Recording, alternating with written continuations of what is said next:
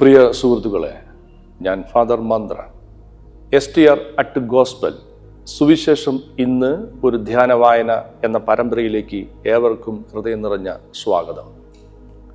മത്തായിയുടെ സുവിശേഷം അധ്യായം 13:44 ഈ ചെറിയ ഉപമയെ നാം കഴിഞ്ഞ ഏതാനും എപ്പിസോഡുകളായി ഓരോ ഘട്ടമായും ധ്യാനിച്ചു കൊണ്ടിരിക്കുകയാണ്.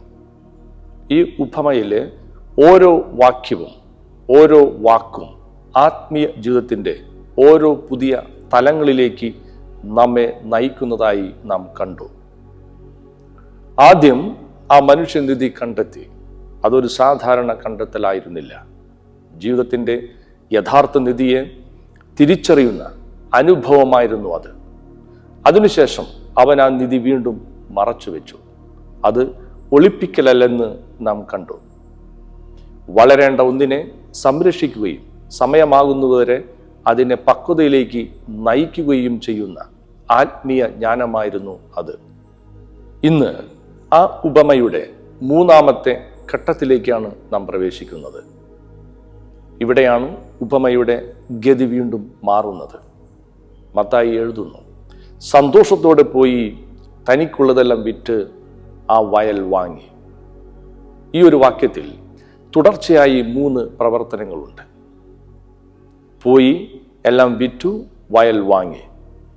ഈ ഉപമയിലെ ഏറ്റവും ശക്തമായ വാക്യം അവൻ പോയി തനിക്കുള്ളതെല്ലാം വിറ്റു ആ വയൽ വാങ്ങി എന്നതാണ്. എന്നാൽ ഈ വാക്യം വായിക്കുമ്പോൾ പലരും അറിയാതെ വാക്യത്തിൻ്റെ ആദ്യ ഭാഗത്തിൽ നിൽക്കുന്നു. അവനെല്ലാം വിറ്റു. പക്ഷെ യേശു അവിടെ നിർത്തുന്നില്ല. അവൻ തുടർന്നും പറയുന്നു, ആ വയൽ വാങ്ങി. ഈ ചെറിയ തുടർച്ചയാണ് ഉപമയുടെ ഹൃദയം. കാരണം യേശുവിൻ്റെ ശ്രദ്ധ വിൽക്കുന്നതിലല്ല, വാങ്ങുന്നതിലാണ്. അതുകൊണ്ട് ഇന്നത്തെ ധ്യാനത്തിൽ ഈ വചനം വീണ്ടും ഒരിക്കൽ മുഴുവനായി കേൾക്കാം. കാരണം ഈ വചനത്തിൻ്റെ ഒഴുക്ക് ശ്രദ്ധിച്ചാൽ യേശു നമ്മെ ഒരു പുതിയ കണ്ടെത്തലിലേക്കാണ് നയിക്കുന്നത്.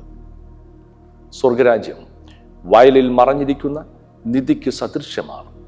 ഒരുവൻ അത് കണ്ടെത്തി വീണ്ടും മറച്ചു വെച്ചു. സന്തോഷത്തോടെ പോയി തനിക്കുള്ളതെല്ലാം വിറ്റ് ആ വയൽ വാങ്ങി.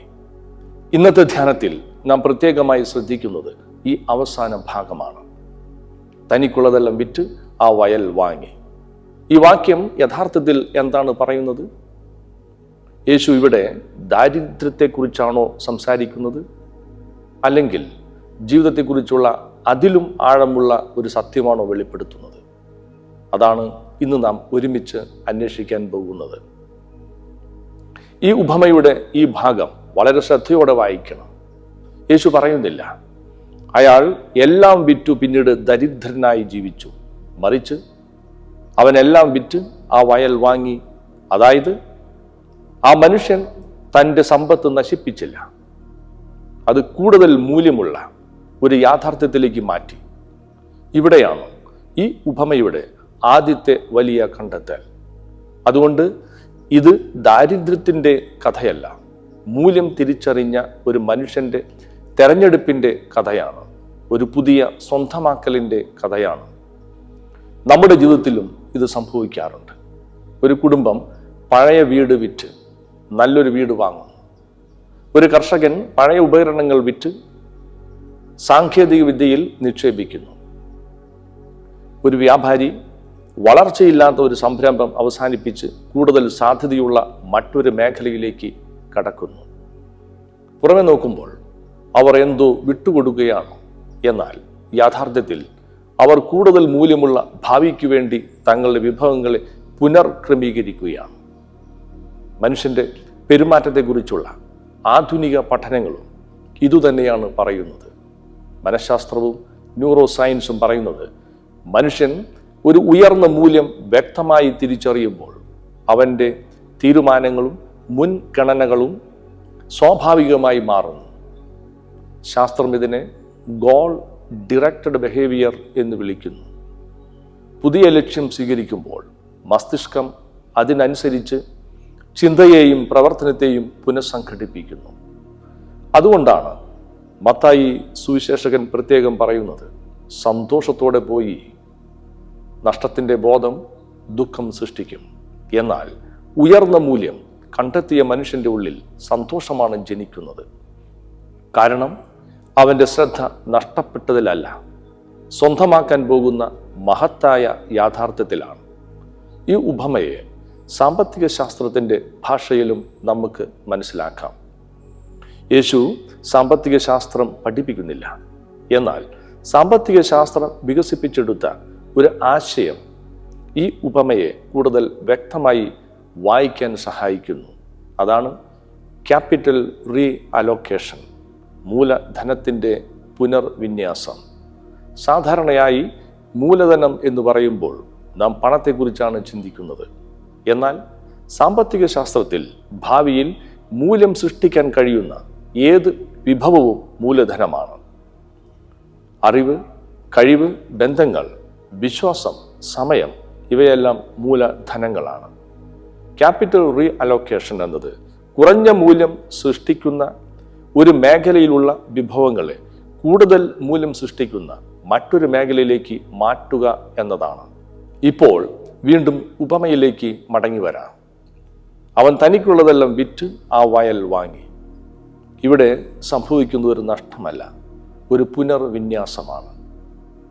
കുറഞ്ഞ മൂല്യമുള്ളതായി തിരിച്ചറിഞ്ഞതിൽ നിന്ന് ഏറ്റവും ഉയർന്ന മൂല്യമുള്ളതായി തിരിച്ചറിഞ്ഞ യാഥാർത്ഥ്യത്തിലേക്ക് തൻ്റെ ജീവിതത്തെ മുഴുവൻ പുനർക്രമീകരിക്കുകയാണ് ആ മനുഷ്യൻ. ഇവിടെയാണ് യേശുവിൻ്റെ ഉപമ ഇന്നത്തെ നമ്മുടെ ജീവിതത്തെയും ചോദ്യം ചെയ്യുന്നത്. യഥാർത്ഥത്തിൽ നമ്മുടെ ജീവിതം ഏത് ദിശയിലേക്കാണ് ഒഴുകുന്നത്? കാരണം എല്ലാവരും എല്ലാ ദിവസവും നിക്ഷേപിച്ചു കൊണ്ടിരിക്കുകയാണ്.